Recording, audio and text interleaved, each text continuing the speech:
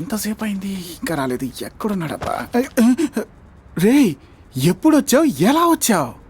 రే భగత్, పుట్టింది పెరిగింది చూసింది చేసిన దానికంటే మన తర్వాత ఏం మిగిలిందనేదిరా ముఖ్యం. నేనేం అడిగాను, నువ్వేం చెప్తున్నావు? రాజకీయాల్లోకి వచ్చాక ఇలాంటి మాయ మాటలు చెప్పాలరా అయ్యగారు.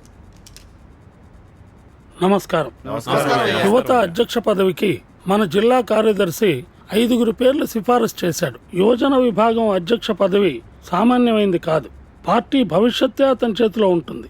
ఆ విధంగా చూసినప్పుడు గత ఎన్నికల్లో మనం ఓడిపోయినప్పటికీ అతని వార్డులో మామూలు కంటే 5,000 ఓట్లు ఎక్కువ తెచ్చినవాడు, నేను పేరు పెట్టిన పిల్లాడు యోగి. ఇక మీదట అతనే యువజన విభాగానికి అధ్యక్షుడు. పార్టీ కార్యకర్తలు, పార్టీకి చెందిన అందరూ పార్టీ కార్యక్రమాల్లో అతనికి సహకరించవలసిందిగా కోరుతున్నాను. అడుక్కోనుంటే నేనే ముస్టేసేవాడిని కదరా, రౌడీల్ని పంపియాలా? యోగి పవర్ రా.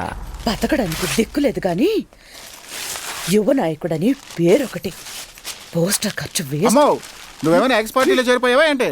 అవునరా, మీలాంటి చెంచాగాళ్ళ మాటలు చెవికెక్కించుకుని వాడు ఆ పార్టీ వదిలి రావడం లేదు. అమ్మా, ఏంటమ్మా నువ్వు? ప్రతి ఒక్కరు యోగిని తమ బిడ్డ అనుకుని ఎంత సంతోషపడుతున్నారు తెలుసా? కానీ నా బిడ్డ గురించి నేను సంతోషపడడం లేదు కదా.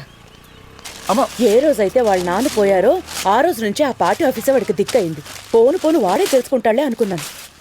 ఏ రోజైతే కాలేజీకి వెళ్ళను, పార్టీ ఆఫీస్కే వెళ్తాను అని అన్నాడో ఆ రోజు నుంచి వాడితో మాట్లాడడం మానేశాను. ఏళ్లు గడిచిపోయాయి కానీ వాడు మారేలా లేడు. మా, నాకు సందేహం. ఏంటది? నీ కన్నబిడ్డనే మాట విన్నప్పుడు నీ దగ్గర చదువుకునే పిల్లలు మాత్రం వింటారా ఏంటి? గొట్టనంటే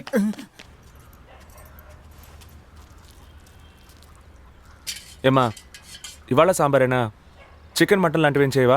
ఏరా, వాడింట్లో భోంచేసేది ఒక్క పూటే, అందుకే వాడికి ఇష్టమైంది చేశాను. ఉన్నదే 2, ఒక్కొరికి ఒక్కో రకం చేసి పెట్టగలనా? ఉండ్రా, నీకు వేస్తాను.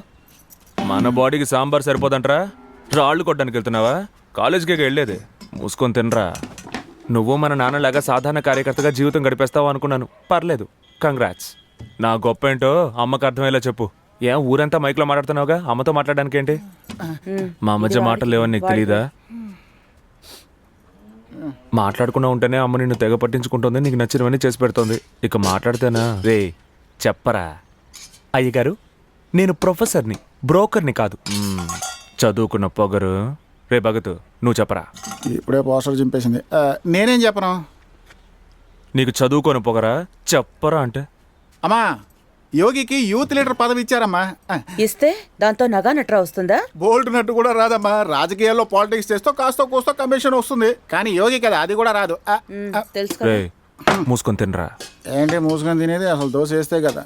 వీళ్ళలాగా వీళ్ళబ్బలాగా నిజాయితీగా ఉండేవాళ్ళు రాజకీయాలు పైకి రాలేరు. వెళ్ళి రైస్ మిల్ మంగరాజన్నని కలవమను. నేను ఆయనతో మాట్లాడాను. 10,000 రూపాయలు జీతం ఇచ్చి లెక్కలు రాయడానికి పెట్టుకుంటా. ఆ మంగరాజ్ వాళ్ళ అబ్బాయి ఉద్యోగం కోసం మన దగ్గరికే వచ్చాడని చెప్పు. ఈ ఎదవ పోసు 4 గీసుకోవడానికి మాత్రమే పనికొస్తుంది. జీతం పని పట ఉంటేనే ఎవరైనా పిల్లనిచ్చేది. వీళ్ళ అబ్బేమో పెళ్ళాం బిడ్డల బాధ్యతల్ని పట్టించుకోకుండా నిప్పంటించుకున్నాడు. ఇప్పుడు వీడు అదే పద్ధతిలో వెళ్తున్నాడు. వీడికి ఏమైనా అవుతుందేమోనని